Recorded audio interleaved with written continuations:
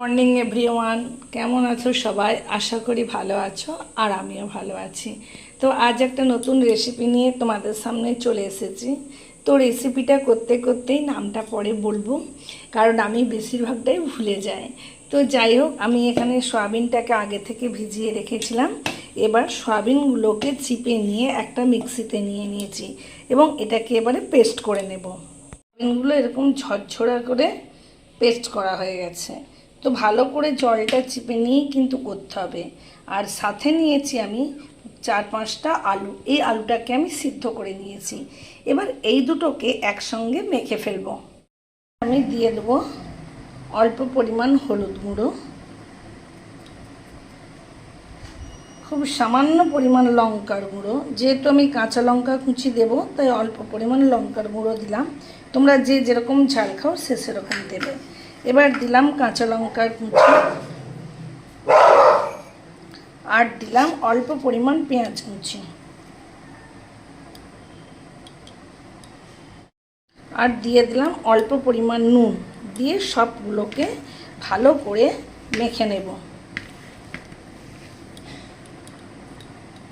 তো দেখো, আমার মাখাটা খুব সুন্দর এখানে আলুর সাথে হয়ে গেছে। এমনভাবে মাখতে হবে যেমন আলুগুলোর সাথে প্রত্যেকটা মিশে যায়। একটি পাত্রে আমি কিছুটা জল নিয়ে নিয়েছি। ওই পাত্রের মধ্যে একটা পাঁপড়কে 2-3 মিনিট ভিজিয়ে রেখেছিলাম। এবার এই ভেজানো পাঁপড়টাকে আমরা তুলে নেব।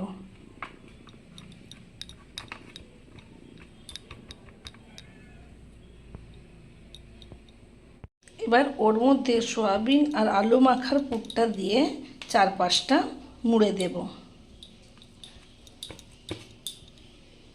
এবার ওর মধ্যে সয়াবিন আর আলু মাখার পুরটা দিয়ে 4-5টা মুড়ে দেব। আমি ফ্রাই প্যানে নিয়ে নিয়েছি সাদা তেল। তেলটা খুব ভালো করে গরম করে নেব। আর প্রত্যেকটা অমলেট এই যে তৈরি করে নিয়েছি, আমি 2 ভাঁজ করেই করেছি। তোমরা পারলে 4 ভাঁজ করে করবে। আমি 4 ভাঁজ করে করতে পারছি না, ঠিক আছে? কেউ পারলে এটা 4 ভাঁজও করতে পারো। তো এখানে তেলটা গরম হয়ে গেছে। এবার একটা একটা করে এটার মধ্যে আমি ছেড়ে দেবো।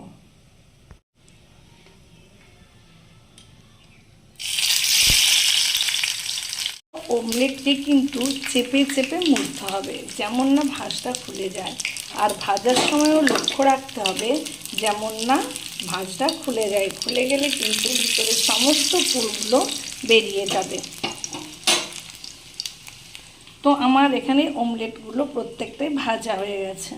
সব অমলেটগুলো ভাজা হয়ে গেছে। এবার আমি একটা পাত্রটাকে শুকনো করে নিয়েছি একদম। দেখো, এতে জল নেই। এবার এর মধ্যে আমি দিয়ে দেব অল্প পরিমাণ জিরে, অল্প পরিমাণ ধনে। এবার এটাকে ভালো করে আমি ভেজে নেব। তো আমি এখানে মশলাটাকে ভেজে তুলে নিয়েছি। এবার এটাকে ভালো করে গুঁড়ো করে নেব। তো আমার এখানে দেখো তেলটা গরম হয়ে গেছে। এবার এর মধ্যে আমি দিয়ে দেব পেঁয়াজ কুচি এবং এটাকে আমি লাল লাল করে ভেজে নেব। আমার এখানে পেঁয়াজগুলো ভাজা হয়ে গেছে। এবার এর মধ্যে আমি দিয়ে দেবো অর্ধেকটা আদা পেঁয়াজের বাটা, দিয়ে মশলাটাকে ভালো করে কষে নেব। এবার কালারের জন্য আমি দিয়ে দেব কাশ্মীরি লঙ্কার গুঁড়ো,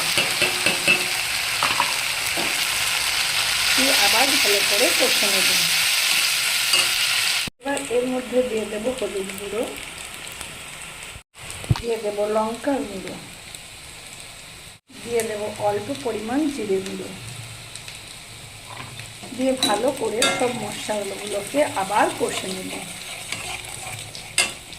দেখো, এখানে মশলাটা আমার তেল ছেড়ে বেরিয়ে এসেছে, মানে মশলাটা আমার কষা হয়ে গেছে। এবার এর মধ্যে দিয়ে দেব টমেটো বাটা, দিয়ে আবার ভালো করে কষে নেব। এবার এর মধ্যে দিয়ে দেব জল, দিয়ে দেবো এতে পরিমাণ মতো নুন।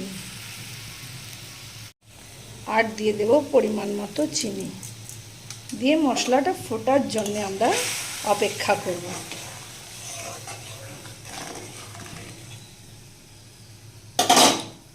এখানে ঝোলটা ফুটে গেছে, এবার আমি এতে দিয়ে দেবো ভেজে রাখা অমলেটগুলো। আর খুব বেশি ফোটাবও না,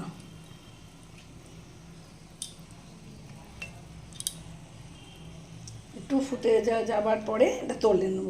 তো এবার নামাবার আগে আমি এতে দিয়ে দেব ভেজে রাখা মশলাটা। তো আমার এখানে রেসিপিটা রেডি। তো বাড়িতে যদি অতিথি আসে, ডিম যদি না থাকে, তোমরা এইভাবে সয়াবিনের অমলেট করেও সবাইকে দিতে পারো। তো আমার রেসিপিটা কেমন লাগলো তোমরা জানাবে, আর যদি ভালো লেগে থাকে একটা লাইক করে, একটা কমেন্ট করে সাবস্ক্রাইব করে দেবে। টাটা।